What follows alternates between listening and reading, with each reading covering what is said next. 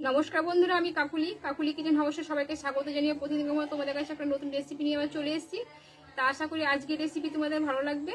আজকে আমি এনেছি কাতলা মাছের রেসিপি, বাটা মশলায় ঘরোয়া পদ্ধতিতে করব। তোমরা প্রথম থেকে শেষ অবধি ভিডিওটা আমার দেখতে থাকো। আর যে সকল বন্ধুরা এখন চ্যানেলটা সাবস্ক্রাইব করেনি, চ্যানেলটা সাবস্ক্রাইব করে পাশে থাকার অনুরোধ রইল। তাহলে চলো শুরু করা যাক। আর উপকরণগুলো কি কি নিয়েছি দেখো। এখানে কয়েক পিস কাতলা মাছ আমি আগেতেই কেটে ভালো করে ধুয়ে পরিষ্কার করে নিয়েছি। আর এইখানে আমি কয়েক পিস আলু এইভাবে আমি সাইজ করে কেটে নিয়েছি। উপকরণগুলো নিয়েছি, এখানে হলুদ আছে, লবণ আছে, আর কয়েকটা কালো জিরে আছে, সর্ষের তেল নিয়েছি, এখানে একটা টমেটো, একটা পেঁয়াজ বেটে নিয়েছি, আর এখানে 3 কুচি আদা আছে, শুকনো লঙ্কা আর জিরে, এটা আমি শিলনোড়ায় বেটে নেব। তাহলে চলো নুনটা ধরিয়ে নিয়ে আগে দিয়ে দেবো মাছে আমি একটু হলুদ গুঁড়ো,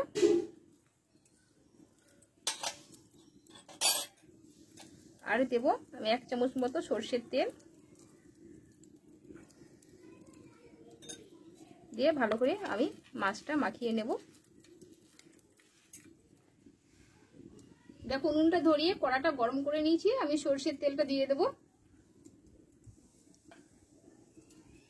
এবার এই তেলে আমি একটু লবণ দিয়ে দেব, দিয়ে মাছগুলোকে দিয়ে দেব।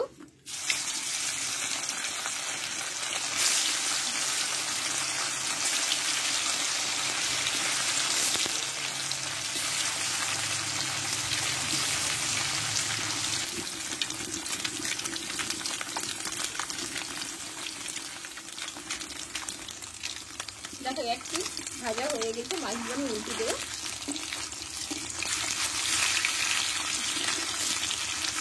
একটু তেলে লবণটা দিয়ে দিলে কেউ মাছটা লাগার সম্ভাবনা থাকে না।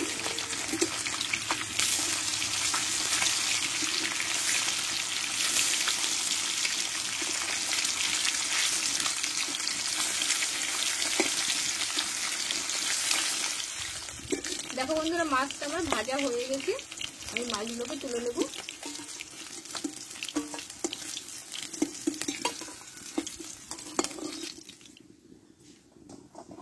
দেখো এই মাছ ভাজার তেলে এবার আমি আলুটা দিয়ে কেটে ধুয়ে রেখেছিলাম আমি ভেজে নেব।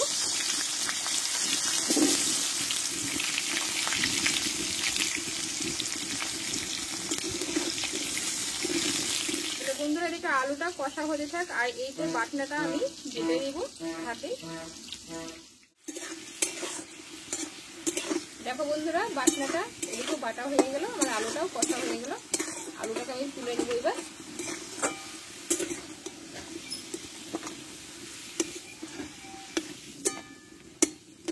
এবার এই তেলে আমি দিয়ে দেব কালো জিরে ফোড়ন, আর এখানে আমি একটা পেঁয়াজ বেটে রেখেছিলাম, একটা টমেটো আমি দিয়ে দেবো।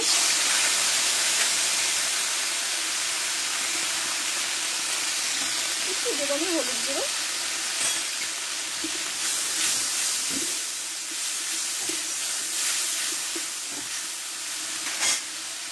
আর এখানে যে বাটনাটা বেটে নিয়েছি আমি দিয়ে দেবো, দিয়ে একসঙ্গে কষে নেবো মশলাটাকে আমি।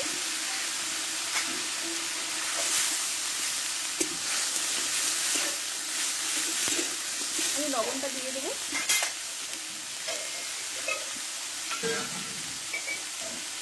স্বাদ মতো লবণটাকে দিয়ে দেবো। মশলাটা ভালোভাবে একসঙ্গে কষে নেবো।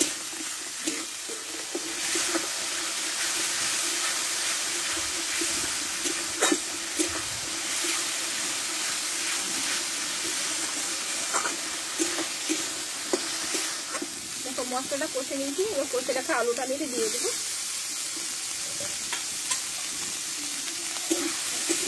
মশলাটা ভালোভাবে আলুটা কষে নেবো।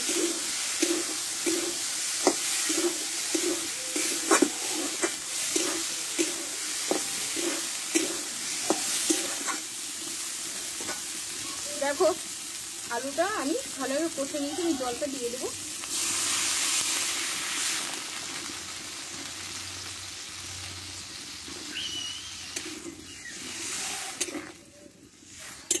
এবার ঝোলটা ফুটে উঠলে মাছটা তখন আমি দিয়ে দেবো।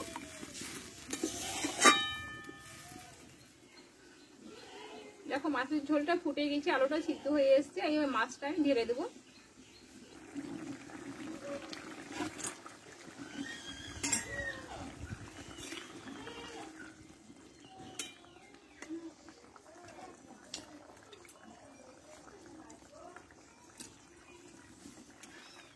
দেখো বন্ধু, আমার রান্নাটা হয়ে গেছে, নামিয়ে নেবো আমি। আর এদিকে মেঘ করেছে, বৃষ্টি আসবে, তাড়াতাড়ির মধ্যে রান্নাটা করলাম।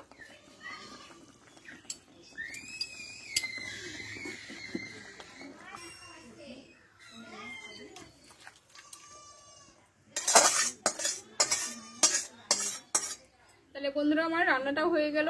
এইভাবে বাটা মশলায় কাতলা মাছের ঝোল করে আশা করি সবাই ভালো লাগবে খেতে। তা আমার রান্নাটা যদি ভালো লাগে একটা লাইক করে দিও, বন্ধুদের শেয়ার করে দিও। পরের রেসিপি নিয়ে আবার আসবো। তোমরা ভালো থেকো, সুস্থ থেকো, টাটা।